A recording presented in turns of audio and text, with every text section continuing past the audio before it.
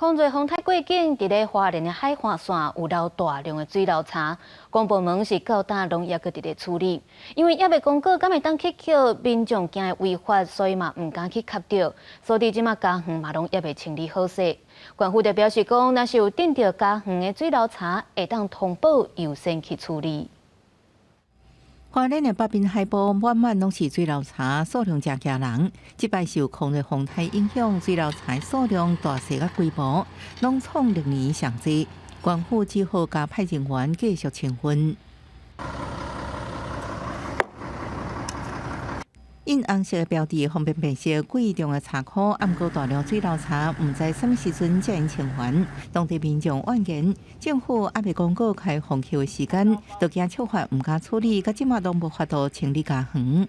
从来没有遇过这么大量的一个漂流木的一个状态。那农业处这边已经是全处的同仁来做一个漂流木、贵重木的一个确认辨识的工作了，我们会尽快来完成。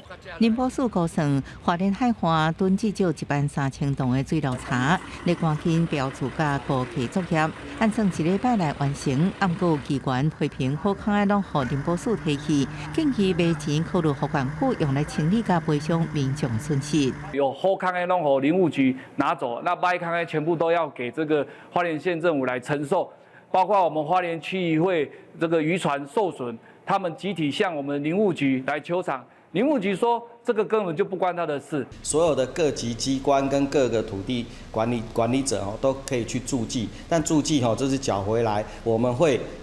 经过公开标售拍卖的方式之后，其实是如果是属地主义是国家一半，县政府一半。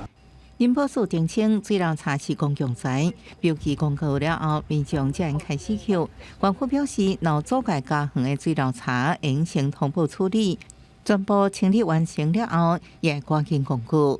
记者综合报道。